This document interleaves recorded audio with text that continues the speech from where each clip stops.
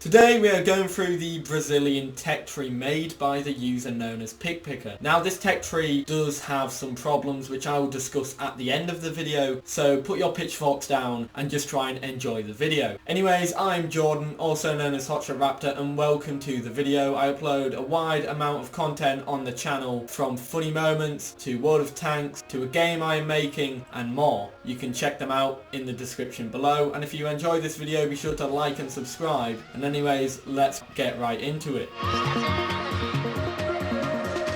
Oh no, another Renault FT clone. There's nothing much I can say about the low tiers for Brazil, as most of them are just imported tanks from America, Czechoslovakia and France. Anyways, Brazil ordered 12 FT tanks from France in 1921. The tanks were used to fight the rebellion of 1924 and fight in the revolution of 1932. They were used after World War II for training purposes. The tank's hull armour is 16mm all around on the hull and the turret, and its top speed is 20 km per hour. The tank would mount a 37mm SA-18 L-21 which had 29mm of penetration and dealt 30 HP of damage. This would basically play like every single FT tank there is.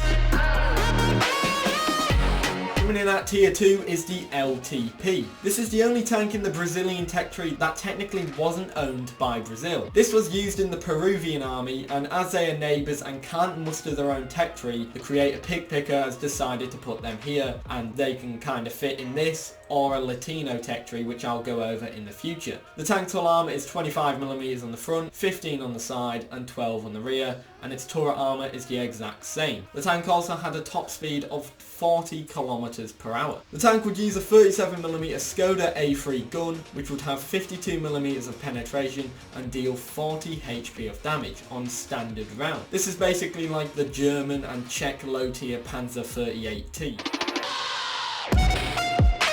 The Brazilian army used M3 Stuarts in World War II to fight against the Italians alongside the Allies. The M3 stayed in service in the Brazilian army up until 1970, with some minor modifications to make it more modern. The hull armour would be 38mm on the front, 25 on the side and 25 on the rear, and the turret would be 38, 25, 25, with an upgrade to put it at 38, 32, 32mm. With a top speed of 58 km per hour, this is going to be speeding around at tier 3 games. The tank would mount a 37mm M6 gun which would have 56mm of penetration and deal 40 HP of damage on standard rounds.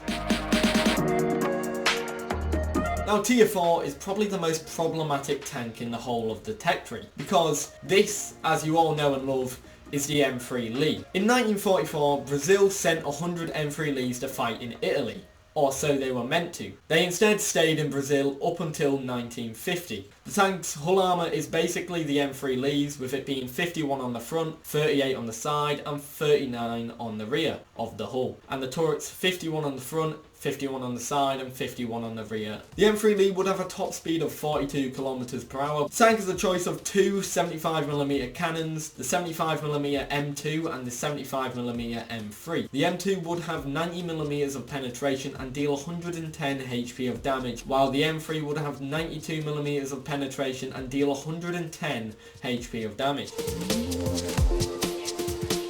Now, do you remember those M3 Stuarts that we went over at tier 3?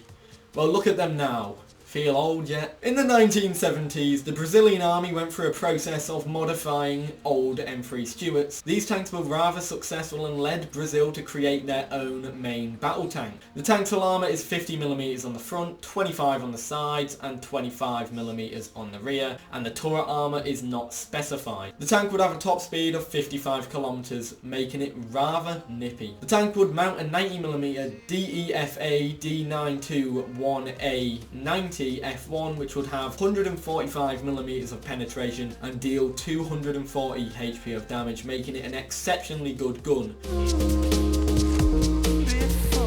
After the X1A came the X1A1 Carcara. This was tested in 1977 to 1978, and the tank was longer and would have had a larger engine to make up for it, as well as being able to store more ammo. The hull armour is claimed to be different, however I think it would probably be the same, as the X1A being 50mm on the front, 25 on the side and 25 on the rear. However, the turret is also unspecified. The tank has a top speed of 55 km per hour. The tank would mount the same 90mm as the X1A, so it will have the same gun stats as that tank, so I'll put it on the screen now. Coming in at tier 7 is the MB1 Tamoyo. The MB1 Tamoyo was Brazil's answer to the main battle tank question, built in 1982 using mainly M41 Bulldog components and non-armoured steel to create this tank, and the tank's top speed will be blisteringly fast at 72 km per hour. The tank would have a choice of two guns, the 76mm M32 and the 76mm M32 BR3. The 76mm M32 has 175mm of penetration and would deal 150 HP of damage on standard round, while the BR3 would have a nice 175mm of penetration and nice 170 HP of damage on standard round. The MB1 Tamoyo would be a nice addition to tier 7. It starts to show off what the Brazilian tech tree is all about. Lightly armoured, speed and a decent punch, as well as accuracy on the move.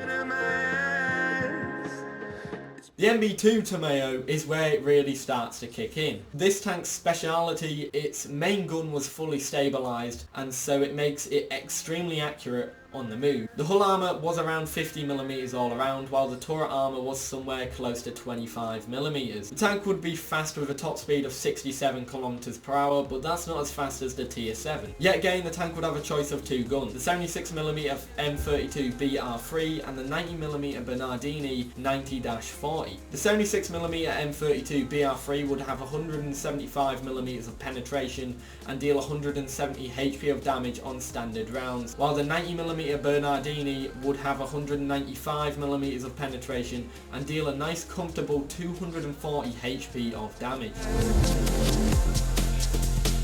The X30 was first designed in 1978. The hull was specifically a redesign of the M41's hull. The tank would have 50mm of armour on the front, the turret would be close to 30mm, and the tank would have exceptional top speed of 70 km per hour, making it more of a light tank rather than a medium tank. The tank would have a choice of three guns, the 76mm M32 BR3, the 90mm Bernardini 90-40 and the 105mm L7A3. The first two guns have the same stats as the guns on the tier 8, however. The 105mm would have 278mm of penetration and deal a whopping 390 HP of damage on standard rounds.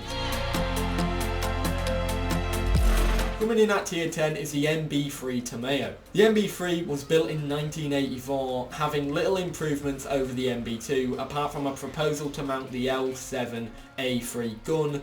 The hull armour would be around 50mm and the turret armour would be closer to 25mm, as well as having screen. The tank would have a nice top speed of 67 km per hour. The top guns on this vehicle were both the 90mm Bernardini and the L7A3 without their gun stats being changed, so I will put them up on the screen now. Brazilian proposal is plagued with some problems. Firstly, tiers 1 to 4 are all basically clones, and the M3 Lee doesn't fit into the proposal at all. However, the main issue is the time frame. The Tamoyo tanks were brought about in the 1980s, making these very modern for World of Tanks being a post-war and pre-war game. However, there are tanks in the game which are somewhat modern to these standards. For example, I asked people over at Reddit some time ago about what the most modern tanks in World of Tanks are, and they replied with that the AMX-13 105 is a 1985 to 87 upgrade, specifically the 105. The UDES projects are late 70s project, and the M41D is an enhancement of the M41 which was enhanced in 1996 amid a Chinese invasion of Taiwan. Those are some of the most modern tanks in the game, which although Brazil's MBTs are pushing it, they can still technically fit in. Anyways, I would love to know what you guys think about this tech tree proposal by PikPikker, and if you enjoy, be sure to like and subscribe and check out some of my other videos.